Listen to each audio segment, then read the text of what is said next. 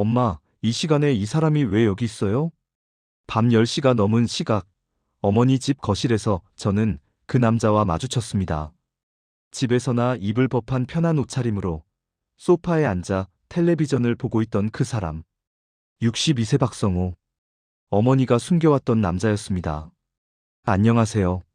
저는 올해 53, 평범한 회사원입니다. 오늘 제 이야기를 들려드리려고 합니다. 쉽지 않은 이야기입니다. 지금도 정답을 찾지 못한 이야기이기도 하고요. 하지만 누군가에게는, 어쩌면 여러분 중 누군가에게는 위로가 될 수도 있을 것 같아서 이렇게 용기를 내봅니다. 제 어머니는 올해 72이십니다. 아버지가 돌아가신 지 벌써 7년이 지났습니다. 7년. 긴 시간이죠. 어머니에게는 참 긴 세월이었을 겁니다. 저는 그걸 알면서도 어쩌면 모르는 척 했는지도 모르겠습니다. 이 이야기는 석 달 전쯤 시작됐습니다. 아니, 어쩌면 그보다 훨씬 전부터 시작된 일인데 제가 뒤늦게 알아챈 것일 수도 있습니다. 그날은 평범한 토요일 오후였습니다. 저는 동네 이발소에 머리를 깎으러 갔습니다. 30년 넘게 다닌 곳이에요. 가위질 소리가 따각따각 들리던 중 사장님이 조심스럽게 물으셨습니다. 도균 씨 어머니, 요새 많이 건강하신가? 네, 뭐 그럭저럭요? 그래. 근데 요새 남자분이 자주 드나든다던데? 그 순간 가위 소리만 들렸습니다. 남자가 자주 드나든다고요? 저는 어색하게 웃으며 대답했습니다. 아, 글쎄요. 잘 모르겠는데요. 사실은 전혀 모르는 이야기였습니다. 하지만 이발소 사장님 앞에서 처음 듣는 소리라고 말할 수는 없었습니다. 장남으로서 어머니 일을 제대로 챙기지 못한다는 것 같아서요. 집으로 가는 길, 그 말이 계속 머릿속을 맴돌았습니다. 남자가 자주 드나든다는 말. 설마. 아니, 말도 안 되는 생각이었습니다. 하지만 마음 한구석이 불편했습니다. 사실 저는 어머니를 자주 찾아뵙는 편이 아니었습니다. 한 달에 한 번, 많아야 2번. 회사 일이 바쁘다는 핑계로 30분에서 1시간 정도 들렀다 오는 게 전부였죠. 매달 생활비 드리고 아프시면 병원에 모시고 가고, 그게 제 역할이라고 생각했습니다. 효도는 물질적으로 챙겨드리는 거라고 믿었으니까요. 그 주 일요일, 저는 평소보다 일찍 어머니 댁을 방문했습니다. 아침 10시쯤이었는데 어머니는 조금 당황하신 표정이셨어요. 화장도 하고 계셨고 옷차림도 평소와 달랐습니다. 그리고 거실 탁자 위에 커피잔이 2개 놓여 있었습니다. 아직 미지근한 온기가 남아있는. 어머니, 손님 오셨어요? 아, 응. 아까 잠깐 누가 왔다 갔어. 누구요? 그냥 복지관에서 알게 된 분. 복지관 강좌. 친구를 사귀신다는 건 좋은 일이었습니다. 하지만 왜인지 모를 불편함이 가시지 않았습니다. 점심을 먹고 설거지를 하는 동안 어머니 휴대전화에서 벨소리가 울렸습니다. 그래. 응, 아까 갔어. 아니야, 괜찮아. 응, 나중에 통화하자. 짧은 통화였지만 어머니 목소리에는 묘한 긴장감이 있었습니다. 누군가를 의식하는 듯한 조심스러운 톤. 집에 돌아와서도 계속 그 생각을 했습니다. 혹시 어머니가 무슨 일이 있으신 건 아닐까? 며칠 후 동생 소연이에게서 전화가 왔습니다. 오빠, 요새 엄마 좀 이상하지 않아? 전화할 때마다 뭔가 바쁜 것 같고. 그래? 오빠도 못 느꼈어? 요새 엄마한테 자주 가? 찔렸습니다. 자주 가지 못했으니까요. 나 다음 주말에 가볼까 봐. 오빠도 같이 가자. 이발소 사장님의 말, 커피잔 2개, 조심스러운 전화통화, 동생이 느낀 이상한 기운. 뭔가 제가 모르는 일들이 어머니 주변에서 일어나고 있었습니다. 그날 밤 잠을 설쳤습니다. 아버지가 돌아가신 후 7년 동안 저는 나름대로 어머니를 잘 모시고 있다고 생각했습니다. 매달 생활비 드리고 병원에 모시고 가고 큰일 있으면 제가 처리하고. 하지만 정작 어머니가 어떤 마음으로 지내시는지, 누구를 만나고 어떻게 시간을 보내시는지는 잘 몰랐습니다. 아버지가 살아계실 때 어머니는 항상 아버지 그늘 아래 계셨습니다. 평생을 그렇게 사셨던 어머니가 아버지 없이 혼자가 되셨을 때 어떤 기분이었을까요? 저는 그걸 진지하게 생각해 본 적이 없었습니다. 2부 박성호. 다음 주 토요일, 저와 동생은 함께 어머니 댁을 방문했습니다. 오후 2시쯤 초인종을 눌렀는데 한참 동안 문이 열리지 않았습니다. 엄마 어디 나가셨나? 이 시간에 어딜? 다시 초인종을 눌렀습니다. 안에서 뭔가 부산스러운 기척이 들렸습니다. 누구야? 엄마, 나 도균이야. 잠깐만. 한참 후, 문이 열렸습니다. 어머니는 약간 상기된 얼굴이셨고, 그 뒤에 낯선 남자가 서 있었습니다. 60대 초반으로 보이는 남자. 키가 크고 마른 체격에 흰머리가 반쯤 섞인 머리를 깔끔하게 빗어넘긴 남색 셔츠에 베이지색 면바지. 말끔한 차림이었습니다. 도균아. 소연이도. 갑자기 왜 둘이? 엄마, 이분은 누구세요? 제 목소리가 생각보다 경직돼 있었습니다. 아, 이분은 박성호 씨. 복지관 감좌에서 알게 된 분이야. 박성호라는 남자가 환하게 웃으며 손을 내밀었습니다. 안녕하세요. 은정 씨께 많은 신세를 치고 있습니다. 은정 씨. 어머니를 이름으로 부르는 남자. 저는 마지못해 악수를 했습니다. 그의 손은 부드러웠습니다. 일을 많이 하는 손은 아니었습니다. 복지관에서요? 어머니 거기 다니신 지 얼마 안 됐는데. 네, 그게 제가 작년 겨울부터 나가기 시작했거든요. 은정 씨랑은 봄쯤 알게 됐죠. 벌써 몇 달 됐네요. 몇 달? 그동안 저는 전혀 몰랐습니다. 거실로 들어가니 탁자 위에 막걸리 한 병과 전이 놓여 있었습니다. 낮부터 술을 드신 모양이었습니다. 어머니는 평소에 술을 거의 안 하시는데. 점심은 드셨어요? 응, 우리 먹었어. 너희는? 저희도 먹고 왔어요. 이상한 침묵이 흘렀습니다.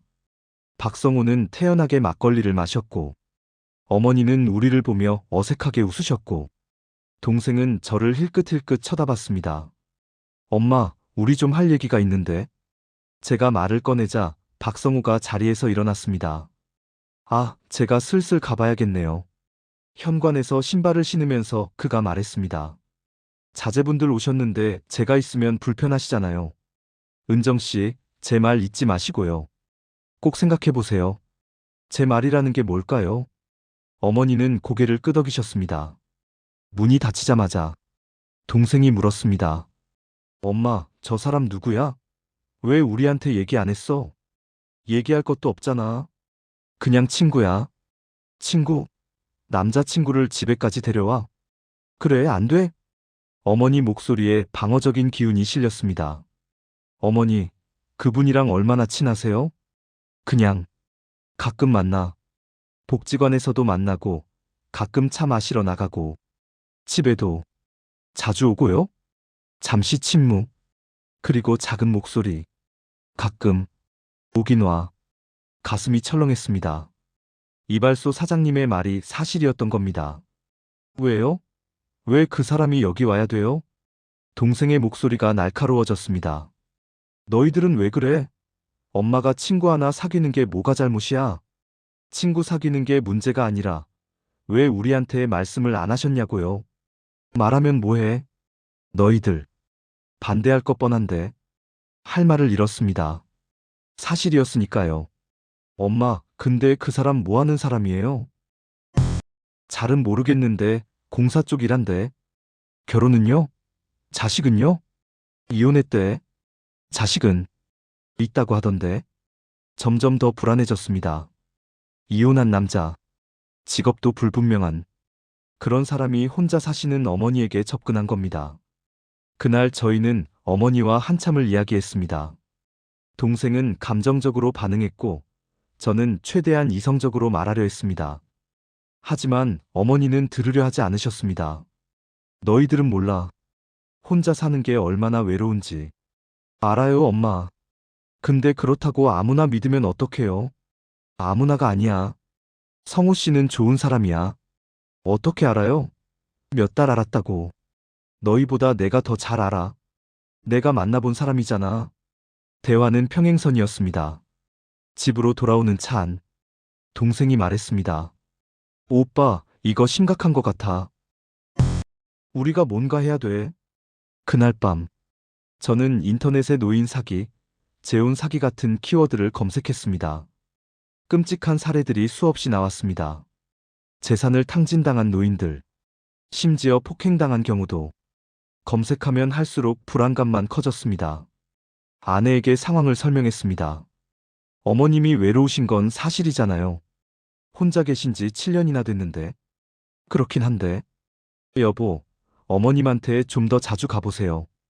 외로우시니까 저런 일이 생기는 거잖아요. 아내의 말이 가슴에 꽂혔습니다. 어머니가 외로우셔서, 제가 자주 찾아뵙지 못해서 이런 일이 생긴 건 아닐까? 죄책감이 밀려왔습니다. 그 이후로 저는 일주일에 두세 번씩 어머니 댁을 방문했습니다. 회사 퇴근 후에도 들르고 주말에도 갔습니다. 처음엔 어머니가 좋아하시는 것 같았습니다. 도균아, 요새 왜 이렇게 자주 와? 그냥요. 엄마 보고 싶어서요. 하지만 며칠 후부터 어머니 표정이 달라졌습니다. 도균아, 너 일 바쁘지 않아? 이렇게 자주 오면 피곤하잖아. 괜찮아요. 그래도 너무 자주 오면 엄마도 부담스러워. 왜요? 제가 오는 게 부담스럽다고요? 말이 나오고 나서 제 목소리가 너무 날카로웠다는 걸 깨달았습니다. 그게 아니라 엄마도 엄마 생활이 있잖아. 복지관도 가고 친구들도 만나고. 친구들. 그 말 속에 박성호도 포함되어 있다는 걸 알았습니다. 사실 제가 자주 가면서 알게 된 게 있었습니다. 박성호는 생각보다 훨씬 자주 어머니를 만나고 있었습니다. 하루에도 몇 번씩 전화가 왔고 문자도 수시로 왔습니다. 어느 날 어머니가 화장실에 가신 사이 탁자 위 휴대전화 화면에 메시지가 떴습니다. 은정 씨, 오늘 저녁 같이 드실래요? 제가 맛있는 거 사드리고 싶어요. 마음이 불편했습니다. 저녁까지 같이 먹는다는 건 그냥 복지관 친구 이상의 관계처럼 느껴졌습니다. 동생과 다시 만났습니다. 동생도 비슷한 이야기를 했습니다. 나도 엄마한테 전화했다가 그 사람이랑 같이 있는 거 몇 번 들었어. 영화 보러 갔다, 산책 간다, 밥 먹으러 갔다. 그 사람 일은 안 하나? 나도 크게 의심스러워. 낮에도 저녁에도 맨날 엄마랑 붙어 있는데. 우리는 박성호에 대해 알아보기로 했습니다. 동생은 어머니 집 근처 상인들과 이웃들에게 물어보기 시작했습니다. 저도 동네 분들께 조심스럽게 여쭤봤습니다. 일주일 후, 동생에게서 전화가 왔습니다. 오빠, 나 좀 만나자. 박성호 그 사람에 대해 알아낸 게 있어. 다음 날 저녁, 저는 동생을 만났습니다. 동생은 심각한 표정으로 말했습니다. 오빠, 동네 사람들한테 물어봤더니 그 사람 소문이 안 좋아. 몇 년 전에 사업 실패하고 빚만 잔뜩 있대. 빚? 얼마나? 정확한 액수는 모르겠는데 몇 천만 원은 되는 것 같아. 그리고 지금 일정한 수입도 없대. 일용직으로 이것저것 하는데 거의 없는 거나 마찬가지래. 가슴이 철렁했습니다. 빚이 많고 수입이 없는 남자. 그런 사람이 혼자 사시는 어머니에게 접근했다는 것. 이건 분명 위험한 신호였습니다. 그리고 오빠, 더 충격적인 게 있어. 자식이 둘 있는데 둘 다 아빠랑 완전히 연 끊고 산대. 전화도 안 받고 명절에도 안 만난대. 자식들이 왜? 복지관에서 엄마랑 친한 이모한테 들었는데 예전에 자식들한테도 돈 문제로 피해를 줬다는 소문이 있대. 그래서 애들이 아예 등 돌렸다는 거야. 모든 게 의심스러웠습니다.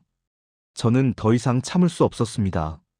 그날 밤 바로 어머니 댁으로 갔습니다. 어머니, 박성호 씨에 대해 좀 알아봤어요. 어머니 얼굴이 굳었습니다. 뭘 알아봐? 그 사람 빚이 많대요. 사업 실패하고 경제적으로 어렵다고요. 그리고 자식들이랑도 연락 안 하고 살고요. 그래서? 그래서요? 어머니, 그런 사람이 왜 어머니한테 접근하는지 모르겠어요? 잠시 침묵. 그리고 어머니가 조용히 말씀하셨습니다. 나도 알아. 네? 성우 씨 사정, 나도 다 알아. 빚 있는 것도 알고, 자식들이랑 안 좋은 것도 알아. 알면서도 계속 만나시는 거예요? 그래. 그 사람 힘들잖아. 도와주고 싶어. 할 말을 잃었습니다. 어머니, 어머니가 도와줄 수 있는 사람이 아니에요. 나도 뭐 큰 돈을 주는 건 아니야.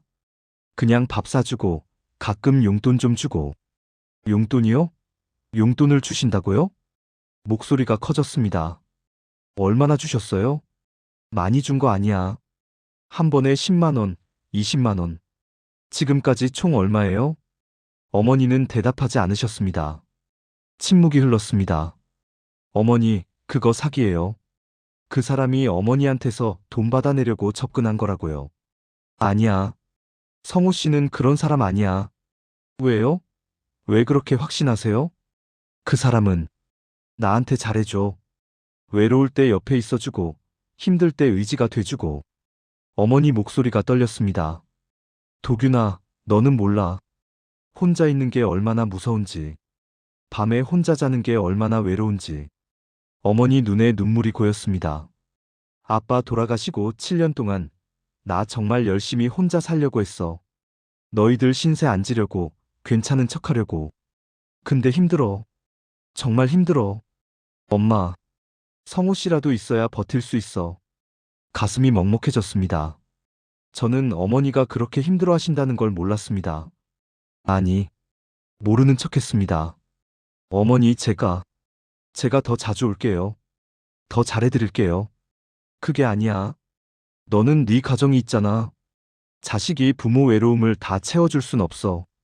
그래도, 도균아, 엄마 말 들어줘. 성우 씨 좀 인정해줘. 고개를 저었습니다. 인정할 수 없었습니다. 그날 저는 거의 싸우다시피 말다툼을 하고 집으로 돌아왔습니다. 아내에게 상황을 이야기했습니다. 당신이 반대하면 할수록 어머님은 더 그 사람한테 의지하실 거예요. 그럼 어떡해? 그냥 두고 보란 말이야? 막을 수 있겠어요? 어머님이 만나시겠다는데. 저는 그날부터 어머니 재산 관리를 더 신경 쓰기 시작했습니다. 다행히 아버지가 돌아가신 후 재산 정리를 하면서 대부분의 큰 돈은 제 명의나 동생 명의로 옮겨놨었습니다. 하지만 어머니가 생활하시는데 필요한 자금은 어머니 명의로 남아 있었습니다. 어머니는 나이가 드시면서 금융 거래를 어려워하셨고 아버지 사망 후에는 통장 관리를 아예 제게 맡기셨습니다. 어머니 명의 통장이지만 인감과 통장은 제가 보관하고 있었고 큰 돈을 쓰실 때는 제가 처리해드렸습니다. 그게 당연한 거라고 생각했습니다. 어머니를 보호하는 거라고.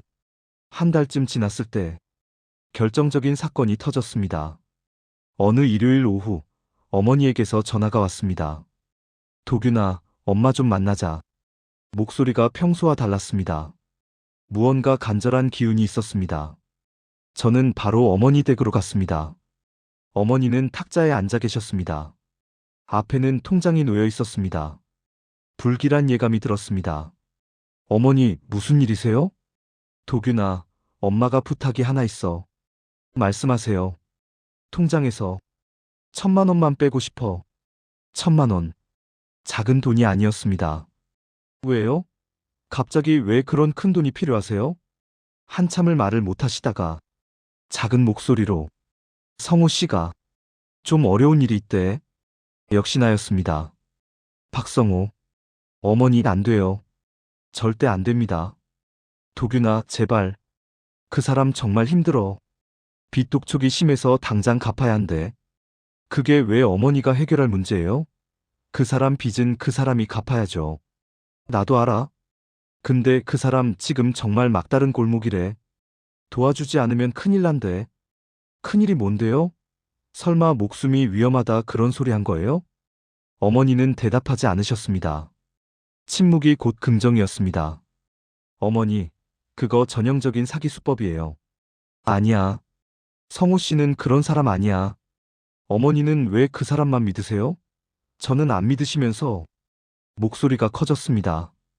어머니도 목소리를 높이셨습니다. 너는 뭘 아니? 그 사람이 나한테 얼마나 잘해줬는데? 잘해준 게 뭔데요? 밥 몇 번 사주고 말 좀 들어준 거? 그러고 지금 1,000만 원 뜯어가려는 거잖아요. 뜯어가는 게 아니야. 내가 주는 거야. 내 돈 내가 쓰는데 왜 네 허락을 받아야 해? 어머니 명의 통장이지만 제가 관리하고 있잖아요. 1,000만 원은 절대 못 드려요. 그럼 내가 다른 데서 구하면 되지. 어디서요? 어디서 그런 돈을 구하시게요? 어머니는 대답하지 않으셨습니다. 무서운 생각이 들었습니다. 혹시 어머니가 대부업체라도. 어머니, 제발 정신 차리세요. 아니야. 아니라니까. 어머니 목소리가 떨렸습니다. 눈에는 눈물이 가득했습니다. 제가 그 사람 만나서 직접 얘기해 볼게요. 안 돼. 네가 나서면 일이 더 꼬여. 이미 충분히 꼬였어요. 그날 저희는 결국 아무것도 해결하지 못하고 헤어졌습니다. 어머니는 울고 계셨고, 저는 분노로 가득 차 있었습니다. 집으로 돌아와 동생에게 전화했습니다. 내가 뭐라고 했어? 그 새끼 진짜 사기꾼이잖아. 내일 내가 그 사람 만나볼 거야. 나도 갈래. 다음 날 저녁, 저와 동생은 어머니 집 근처 커피숍에서 박성호를 만났습니다. 박성호는 정확히 6시에 도착했습니다. 여전히 깔끔한 차림. 웃으며 자리에 앉았습니다. 은정 씨는 안 오셨네요. 저희끼리 얘기하려고 따로 만났습니다. 무슨 얘기요? 단도직입적으로 말했습니다. 우리 어머니한테서 손 떼세요. 박성호의 표정이 굳었습니다. 하지만 금방 다시 미소를 지었습니다. 제가 뭘 잘못했나요? 잘못한 게 한두 가지가 아니죠.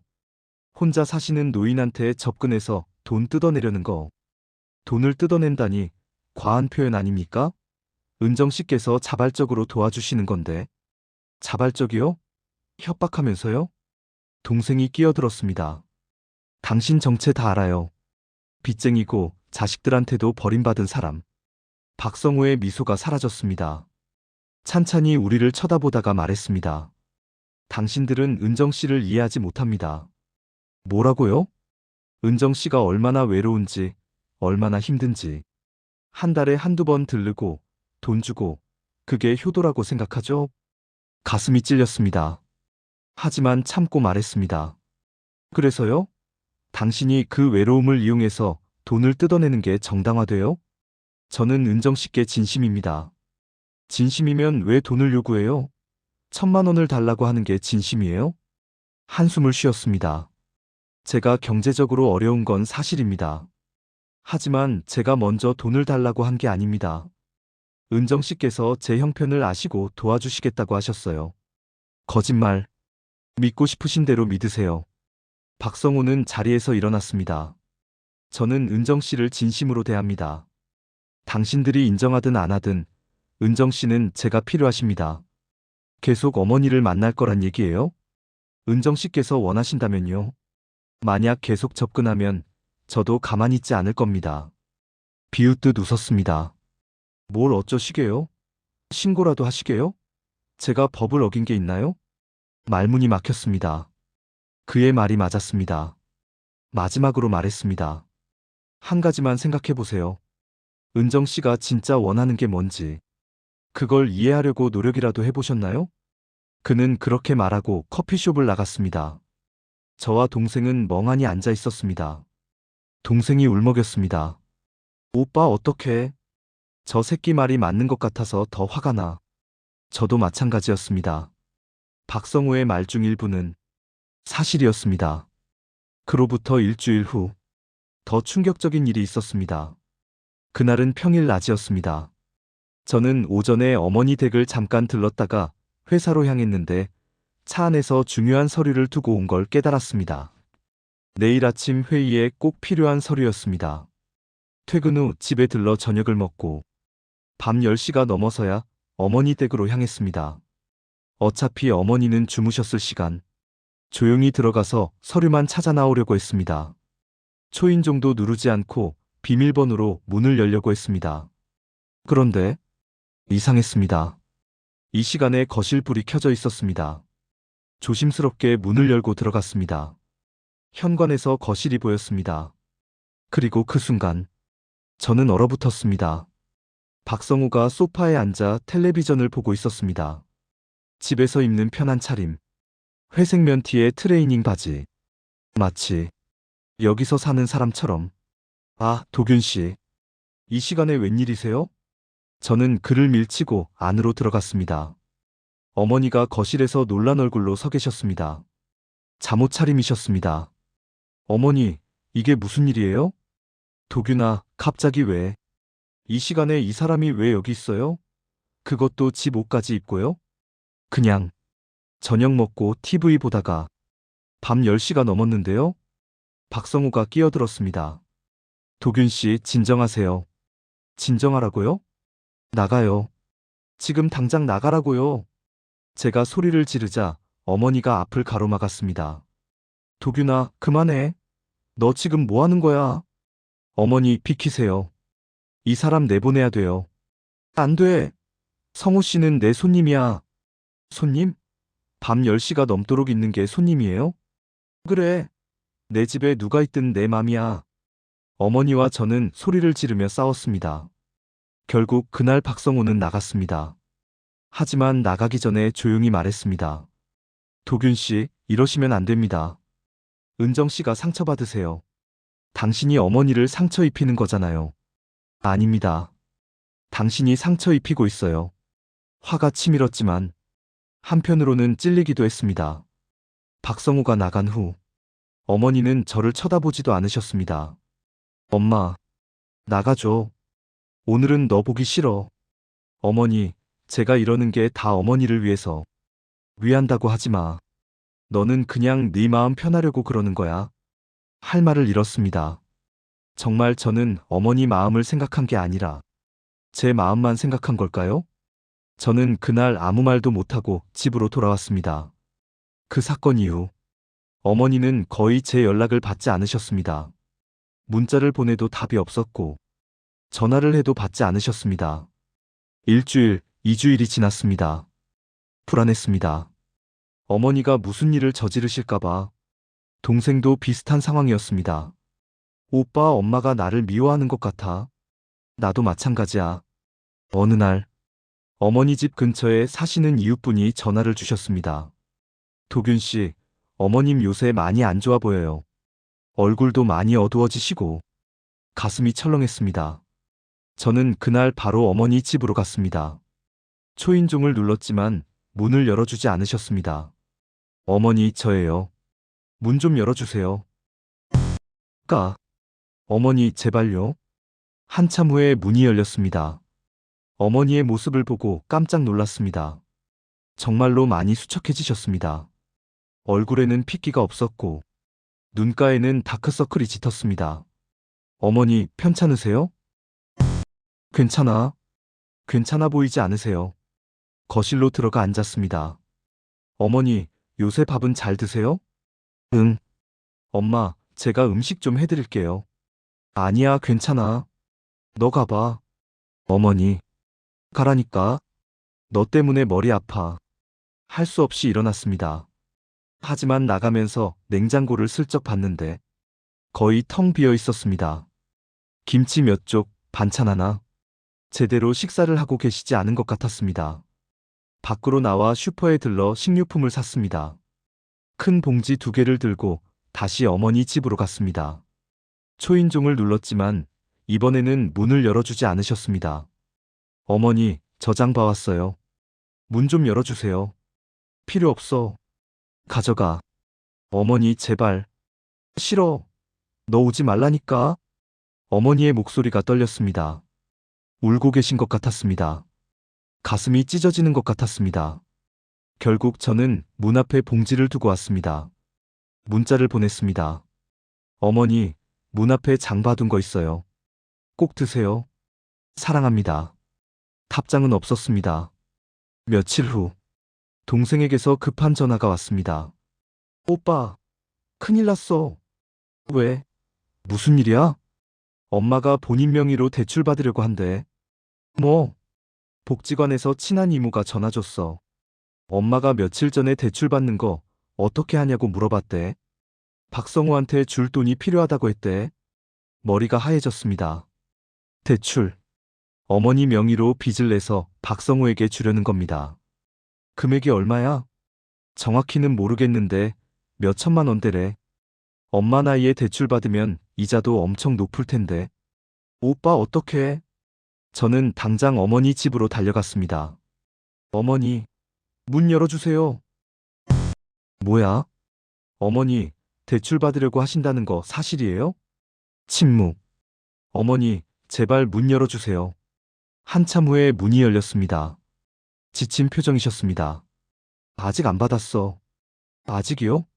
그럼 받으실 생각이세요? 모르겠어. 어머니, 정신 차리세요. 대출 받으면 안 돼요. 어머니 나이에 대출 받으면 이자도 엄청 높고 나중에 못 갚으면 어쩌려고요. 알아? 알면서도 받으시려는 거예요? 성우 씨가 지금 정말 힘들어. 도와주지 않으면 큰일 난대. 어머니, 그게 협박이에요. 아니야. 그 사람 진짜 힘들어. 왜요? 왜 그렇게 그 사람만 믿으세요? 너희는 몰라. 어머니가 울기 시작하셨습니다. 너는 몰라. 혼자 있는 게 얼마나 무서운지. 밤에 혼자 누워있으면 아빠 생각나고 무서워서 잠도 못 자고. 엄마, 그럴 때 성호 씨가 전화라도 해주면 얼마나 위로가 되는지. 울음소리에 저도 눈물이 났습니다. 엄마, 그러니까 제가 더 자주 올게요. 아니야. 너는 네 가정이 있어. 그럼 어쩌라는 거예요? 어머니는 대답하지 않으셨습니다. 그냥 계속 우셨습니다. 저는 그날 한참을 어머니와 함께 있었습니다. 아무 말 없이 그저 옆에 앉아 있었습니다. 며칠 후 저는 다시 박성호를 만나기로 했습니다. 이번에는 동생 없이 혼자서 좀 더 차분하게 이야기해보고 싶었습니다. 저녁 5시 한강공원 벤치에 앉아 박성호를 기다렸습니다. 석양이 강물에 비쳐 반짝였습니다. 박성호가 도착했습니다. 우리는 나란히 벤치에 앉았습니다. 한참 동안 아무 말이 없었습니다. 강물만 흘렀습니다. 제가 먼저 입을 열었습니다. 박 선생님. 네. 솔직하게 물어보겠습니다. 우리 어머니한테서 뭘 바라시는 겁니까? 잠시 생각하다가 대답했습니다. 위로를 바랍니다. 위로요? 네. 저도 외롭습니다. 이혼하고 10년 넘게 혼자 살았어요. 자식들과도 연이 끊겼고, 사업 실패하고 빚만 남았죠. 인생이 막막했습니다. 목소리에는 진심이 담겨 있었습니다. 그러다 복지관에서 은정 씨를 만났어요. 은정 씨가 참 따뜻하신 분이더라고요. 제 얘기를 들어주시고 위로해주시고. 그래서 어머니한테 의지하시는 겁니까? 그렇습니다. 인정합니다. 적어도 솔직했습니다. 그럼 돈은요? 네. 받았습니다. 지금까지 한 500만 원 정도. 생각보다 많았습니다. 숨을 크게 들이쉬었습니다. 그리고 어머니한테 대출까지 받게 하려고 하신 거죠? 네. 부탁했습니다. 하지만 강요는 안 했어요. 은정 씨께서 도와주시겠다고. 박 선생님, 솔직히 어머니를 사랑하시는 겁니까? 아니면 그냥 이용하시는 겁니까? 한참을 말이 없었습니다. 강물을 바라보며 생각에 잠긴 것 같았습니다. 그리고 천천히 말했습니다. 모르겠습니다. 네? 사랑인지 의존인지 저도 잘 모르겠어요. 처음엔 그냥 친구로 만났어요. 근데 점점 은정 씨께 의지하게 됐고, 은정 씨도 저에게 의지하시고, 이게 사랑인지 아니면 서로의 외로움을 채우기 위한 거래인지 솔직히 모르겠습니다. 솔직함에 할 말을 잃었습니다. 한 가지는 확실합니다. 저는 은정 씨를 힘들게 하고 싶지 않아요. 근데 제가 있으면 당신들과 은정 씨 사이가 나빠지죠. 그게 마음 아픕니다. 그럼 떠나시면 되잖아요. 저도 생각해봤어요. 근데 은정 씨가 붙잡으세요. 가지 말라고. 가슴이 철렁했습니다. 박 선생님, 부탁이 있습니다. 말씀하세요. 어머니한테 더 이상 돈 요구하지 마세요. 대출 같은 것도 절대 안 됩니다. 그냥 친구로만 지내주세요. 안 되겠습니까? 고개를 끄덕였습니다. 알겠습니다. 더 이상 경제적인 도움은 요청하지 않겠습니다. 돈도 더 이상 안 받겠습니다. 정말이요? 네. 대신 한 가지만 허락해 주세요. 뭡니까? 은정 씨를 계속 만나게 해주세요. 친구로서. 저는 그것만 있으면 됩니다. 고민했습니다. 박성호를 완전히 어머니에게서 떼어놓고 싶었지만 어머니가 원하신다면, 그리고 돈 문제만 없다면 알겠습니다. 근데 약속 지키셔야 됩니다. 지키겠습니다. 우리는 악수를 했습니다. 집으로 돌아오는 길, 복잡한 기분이 들었습니다. 박성호는 생각보다 솔직한 사람이었습니다. 나쁜 사람은 아닌 것 같았습니다. 단지 인생이 꼬여버린 외로운 사람, 어머니와 비슷한 처지의 사람. 한 달이 지났습니다. 박성호는 약속을 지키는 것 같았습니다. 어머니에게서 더 이상 돈 얘기는 나오지 않았습니다. 다만 박성호는 여전히 어머니를 자주 만났습니다. 저는 예전처럼 강하게 반대하지 않았습니다. 어머니와의 관계도 조금씩 회복되고 있었습니다. 하지만 예전만큼 편하지는 않았습니다. 뭔가 미묘한 거리감이 있었습니다. 어느 토요일 오후, 저는 어머니 댁을 방문했습니다. 어머니는 거실에서 혼자 앉아 계셨습니다. 표정이 좋지 않았습니다. 어머니, 어디 편찮으세요? 아니, 괜찮아. 저는 어머니 옆에 앉았습니다. 한참을 말없이 앉아 있다가 어머니가 먼저 입을 여셨습니다. 도균아. 네, 어머니. 엄마 얘기 좀 들어줄래? 네, 말씀하세요. 천천히 말씀하기 시작하셨습니다. 엄마가 성호 씨 만나는 거 너희들이 이해 못하는 거 알아. 당연해. 엄마도 너희 입장이었으면 반대했을 거야. 조용히 들었습니다. 근데 도균아, 혼자 사는 게 정말 힘들어. 특히 밤이. 낮에는 그래도 괜찮은데 밤에 혼자 집에 있으면 무서워. 무서우시다고요? 응. 무섭고 외롭고 두려워. 이대로 늙어서 죽는 건 아닐까? 아무도 모르게 죽는 건 아닐까? 그런 생각들이 계속 들어. 목소리가 떨렸습니다. 아빠 살아있을 때는 몰랐어. 옆에 누가 있다는 게 얼마나 큰 위로인지. 아빠가 옆에서 자는 소리만 들려도 안심이 됐는데 이제는 그것도 없잖아. 가슴이 먹먹해졌습니다. 성호 씨는 나쁜 사람은 아니야. 좋은 사람도 아니지만 그냥 나처럼 외로운 사람이야. 우리는 서로의 외로움을 나눠 갖는 거지. 어머니, 도균아, 엄마도 알아. 그 사람이 나한테 의지하는 거. 경제적으로도 힘들고 정서적으로도 힘들고. 근데 그래도 괜찮아.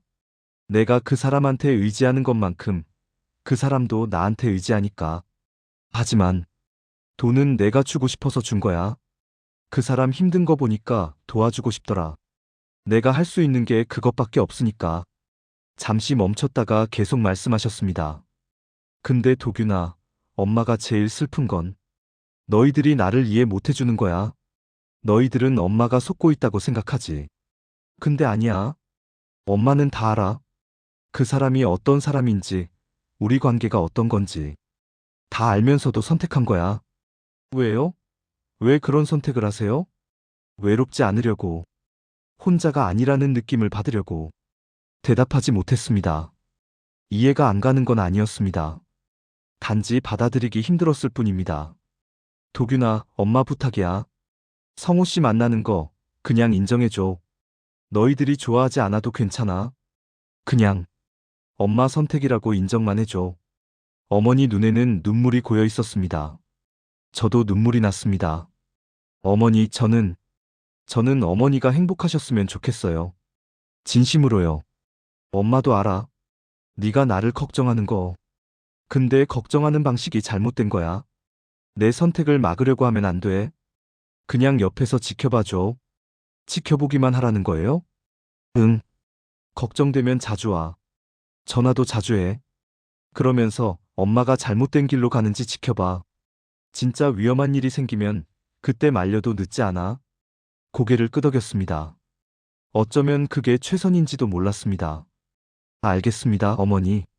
제가 너무 강압적이었나 봐요. 죄송해요. 괜찮아. 너도 나를 걱정해서 그런 거니까. 우리는 한참을 함께 앉아 있었습니다.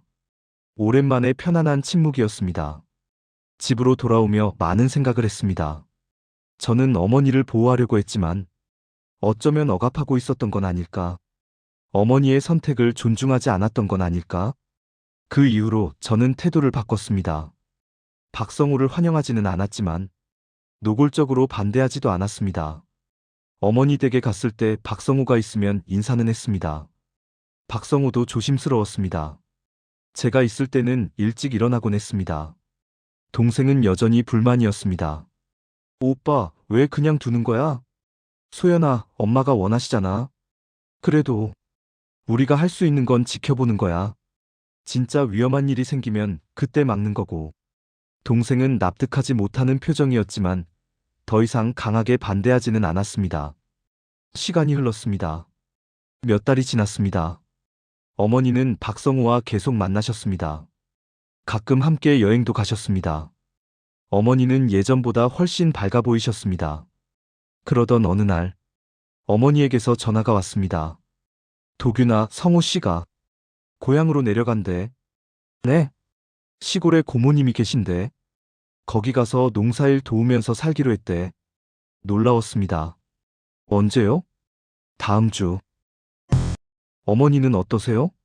한숨 쉬는 소리가 들렸습니다. 섭섭하지. 근데 잘 된 일인 것 같기도 하고. 왜 갑자기? 본인도 이대로는 안 되겠다고 생각한 것 같아. 서울에서 빚에 쫓기며 사는 것보다 시골 가서 새로 시작하는 게 낫겠다고. 그 주말, 저도 어머니 댁에 갔습니다. 박성우는 여느 때처럼 말끔한 차림이었습니다. 하지만 표정은 조금 다르게 보였습니다. 좀 더 담담하고 결연해 보였습니다. 안녕하세요, 도균 씨. 안녕하세요. 우리는 거실에 앉았습니다. 어머니가 차를 내오셨습니다. 박성우가 먼저 말을 꺼냈습니다. 도균 씨, 그동안 죄송했습니다. 제가 은정 씨께 그리고 가족분들께 많은 걱정을 끼쳤습니다. 진심이 담긴 사과였습니다. 고향 가셔서 잘 사시길 바랍니다. 감사합니다. 열심히 살아보겠습니다. 박성우는 어머니를 바라봤습니다. 은정 씨, 정말 감사했습니다. 은정 씨 덕분에 제가 많이 위로받았어요. 어머니는 눈물을 글썽이셨습니다. 성우 씨도 고생 많았어요. 가서 건강하게 잘 살아요. 네, 은정 씨도 건강하세요. 자주 전화드릴게요. 그들은 서로를 바라보며 웃었습니다. 슬프지만 따뜻한 미소였습니다. 박성우는 일어났습니다. 그럼 저 이만 가보겠습니다. 어머니는 박성우를 현관까지 배웅하셨습니다. 문 앞에서 박성우가 다시 한번 고개를 숙였습니다. 은정 씨, 도균 씨, 정말 감사했습니다. 그는 그렇게 떠났습니다. 복도 끝으로 사라지는 그의 뒷모습을 보며 이상한 감정이 들었습니다. 미움도 아니고 동정도 아니고 그냥 연민 같은 것. 어머니는 한참을 문 앞에 서 계셨습니다. 저는 어머니 어깨에 손을 얹었습니다. 어머니, 들어가세요. 응. 거실로 돌아와 앉았습니다. 어머니는 멍하니 앉아 계셨습니다. 어머니, 괜찮으세요? 응. 괜찮아. 많이 섭섭하시죠? 섭섭하지.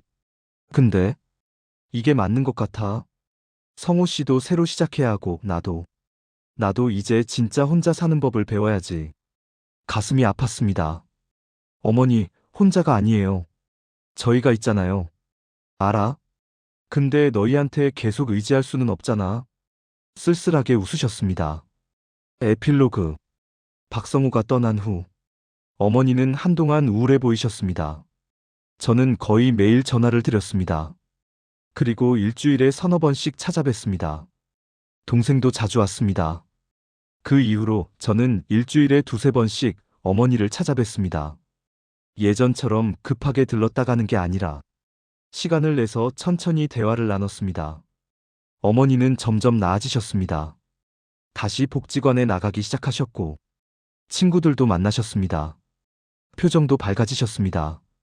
박성우는 가끔 전화를 드렸습니다. 어머니는 그 전화를 받으시며 반가워하셨습니다. 저도 이제는 그게 불편하지 않습니다. 어느 일요일 오후 어머니와 함께 산책을 나갔습니다. 단풍이 곱게 물든 가을이었습니다. 도균아. 네, 어머니. 엄마 덕분에 너도 많이 배웠지? 네. 혼자 사는 것, 외로움, 그런 것들에 대해서 웃었습니다. 네, 많이 배웠어요. 엄마도 배웠어. 자식에게 의지하지 않는 법. 내 인생은 내가 책임지는 법. 어머니는 원래 강하신 분이잖아요. 아니야. 엄마는 약해. 근데 이제는 알겠어. 결국 나 자신밖에 의지할 데가 없다는 거. 하늘을 올려다보셨습니다. 근데 그게 꼭 슬픈 것만은 아니더라. 혼자라는 게 자유롭기도 하고 담담하기도 하고. 저는 어머니 손을 잡았습니다. 주름진 손이었지만 따뜻했습니다. 어머니 사랑해요. 나도 사랑해, 아들. 우리는 그렇게 단풍길을 걸었습니다. 말없이 하지만 함께. 그 순간 저는 깨달았습니다. 가족이라는 건 완벽할 수 없다는 것. 서로를 완전히 이해할 수도 없고 서로의 외로움을 완전히 채워줄 수도 없다는 것. 하지만 그럼에도 불구하고 우리는 함께 걷는다는 것. 1년이 지났습니다. 어머니는 여전히 혼자 사십니다. 가끔 외로워하시지만 예전처럼 무너지지는 않으십니다. 박성호는 시골에서 잘 지내고 있다고 합니다. 가끔 어머니께 전화를 드리고 농산물도 보내드린다고 합니다. 저는 여전히 일주일에 두세 번 어머니를 찾아뵙니다. 동생도 자주 갑니다. 우리는 어머니와 더 많은 대화를 나눕니다. 예전에는 못했던 이야기들을. 가족이라는 게 참 어렵다는 걸 배웠습니다. 사랑한다고 해서 모든 게 해결되는 건 아니라는 것. 때로는 사랑이 상처가 되기도 하고 걱정이 억압이 되기도 한다는 것. 하지만 그럼에도 불구하고 우리는 가족입니다.